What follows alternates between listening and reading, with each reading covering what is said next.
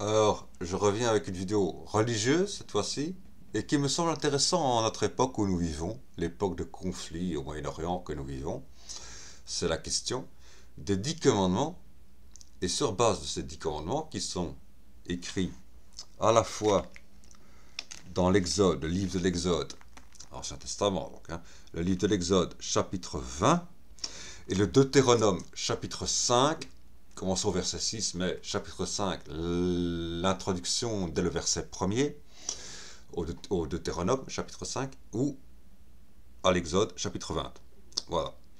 Euh, L'introduction, en fait, c'est ça, c'est l'introduction des 10 commandements, les premières lois. Hein.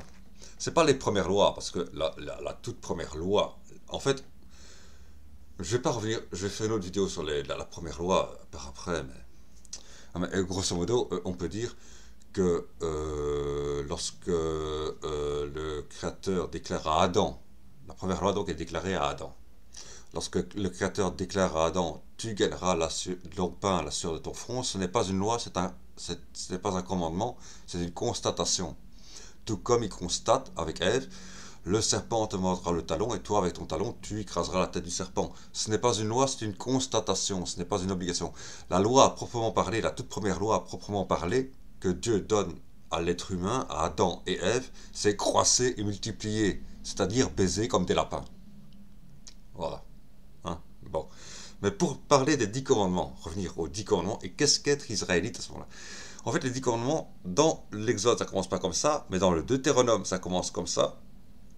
Au chapitre 5, les 10 commandements sont appelés aussi ce qu'on appelle le schéma Israël. Pourquoi? Parce que ça commence par écoute Israël. Or, c'est le prophète Moïse qui prononce, à travers lequel Dieu s'exprime. Or, au moment où on dit écoute Israël, donc on définit un peuple, qui sont les Israélites. Mais Israël, c'est quoi? Il n'y a pas d'Israël en tant que nation. C'est-à-dire qu'à ce moment-là, aucun territoire n'a encore été attribué aux Israélites, comme on peut les définir à partir du moment où le Seigneur leur Dieu les appelle écoute Israël, leur dit écoute Israël. Les Israélites n'ont pas de territoire, ils n'ont pas encore atteint le lieu que seul Dieu connaît pour l'instant et qui va être leur lieu de refuge, leur territoire attribué. Hein, voilà. Ils n'ont pas encore atteint ce territoire-là, ils sont en plein Sinaï, donc à quelques kilomètres à peine de l'Égypte, à quelques dizaines, centaines de kilomètres à peine de l'Égypte, à quelques dizaines de kilomètres de la frontière égyptienne. Ils viennent de fuir, et ils reçoivent les commandements, écoute Israël. Alors, c'est quoi être israélite? Eh bien, la suite, qui précède donc les 10 commandements. Hein. Écoute Israël, je suis le Seigneur ton Dieu qui t'ai libéré de l'esclavage. Donc, un Israélite est quelqu'un qui se sent libéré d'une forme d'esclavage. Alors ça peut être quelque forme d'esclavage que ce soit. Le texte précise de l'esclavage en Égypte. Alors la théologie, avec le temps, a attribué le terme Égypte au terme péché, c'est-à-dire qui t'est libéré de l'esclavage du péché, mais enfin on peut dire de l'esclavage tout court, parce que l'esclavage des vices en fait. Oui, l'Égypte ça représente les vices, pas le péché en tant que tel, mais les vices, toutes les formes de vices. Voilà.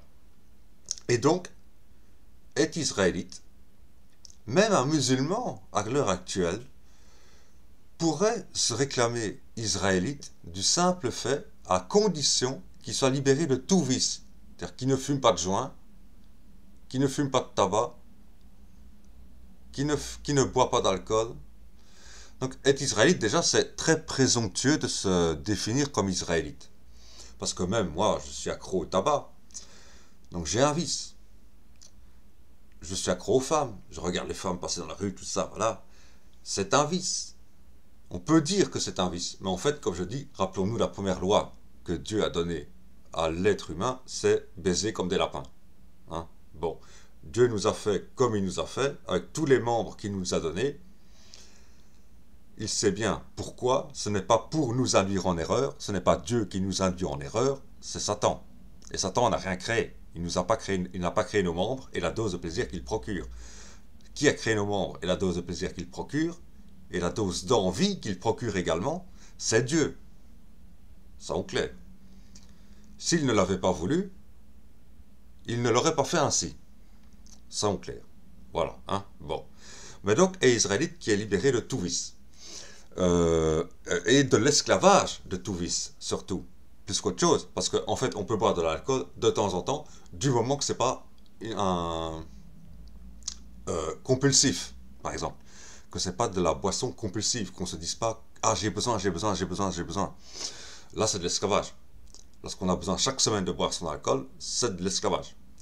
Tandis que quand on boit de l'alcool parce qu'on a envie de déstresser, qu'on a envie de fêter, ou voilà, là, c'est plus de l'esclavage en tant que tel. Hein, c'est « Écoute Israël, Shema Israël, écoute Israël ». Donc, je suis le Seigneur ton Dieu qui t'est libéré de l'esclavage. Donc, est Israélite qui est libéré de l'esclavage. D'une forme d'esclavage que la personne estime la plus importante. Et donc, dès que je suis libéré d'une forme d'esclavage, que j'estime être une forme d'esclavage, qui pour moi était très grave, je peux me considérer, et je dois me considérer comme israélite. Puisque c'est ça, la base. C'est ça la définition d'Israélite. Rappelons-nous qu'au moment où Dieu dit « Écoute Israël », les Israélites n'ont pas encore de terre, ils n'ont pas encore de frontières et ils n'ont pas encore de but. C'est-à-dire qu'ils ne savent pas où ils vont aller. La terre d'Israël n'est pas encore définie. Ils ne savent pas où ils vont aller. Donc Israël ne définit pas une terre, mais définit un état d'être. Un état d'être libéré de l'esclavage. Être israélite, ce n'est pas appartenir à une terre, c'est être libéré d'une forme d'esclavage. Que ce soit esclavage politique, esclavage, toute forme d'esclavage. Esclavage de l'argent, esclavage d'un vice quelconque, esclavage d'une drogue, esclavage d'une... Voilà. Et assez bizarrement, je me fais la remarque, finalement, il n'y a que les moines bouddhistes, d'après ce que j'en connais, parce que on connaît maintenant les scandales sexuels qui arrivent un peu dans tous les côtés, qui, assez bizarrement, pourraient se réclamer d'Israélites. Les moines bouddhistes pourraient se réclamer d'être Israélites, dans le sens où ils sont libérés de toute forme d'esclavage, y compris de l'amour des femmes. C'est extraordinaire. Non, y compris de l'esclavage de leurs femmes. Ils n'ont pas d'esclavage, ils n'ont pas de volonté, ils n'ont pas de comment dire, c'est pas une forme de, c'est pas la volonté que je veux dire, ils n'ont pas d'envie, voilà, ils n'ont pas d'envie, ils n'envient pas, voilà. En fait, je suis mis en esclavage lorsque j'envie quelque chose. Comme j'envie les femmes, je suis en esclavage par rapport aux femmes. Comme j'envie, et forcément, je suis sous d'autres emprises, d'autres esclavages, puisque n'arrivant pas à avoir de femmes, je me mets sous l'esclavage de palliatifs, hein, voilà, qui peuvent être les drogues, comme ça m'est arrivé avec le cannabis à une certaine époque, ou avec l'alcool à une certaine époque, ou avec le tabac actuellement. Voilà. Hein, bon. C'est l'envie qui crée l'esclavage, finalement. C'est bien ça qu'il faut comprendre. Hein. Et donc, ce qui est plus intéressant, c'est qu'en fait, en hébreu ancien, et c'est ça la traduction des livres est très compliquée, en hébreu ancien, il n'y a pas de conjugaison entre présent, passé, futur. Il n'y a pas de conjugaison, de forme de conjugaison entre présent, passé, futur. Et c'est intéressant, parce que, écoute Israël, je suis le Seigneur ton Dieu, qui t'ai fait sortir de l'esclavage où tu étais soumis en Égypte. Bon. Et ensuite vient, en Exode, chapitre 20, donc toujours verset 3, ou en Deutéronome, chapitre 5, verset 6, tu n'adoreras pas d'autre Dieu que moi, etc., etc. Tu ne feras pas d'autre chose que, tu ne feras pas ceci, tu ne feras pas cela. Mais est-ce que c'est pas plutôt... Alors, là, c'est la question.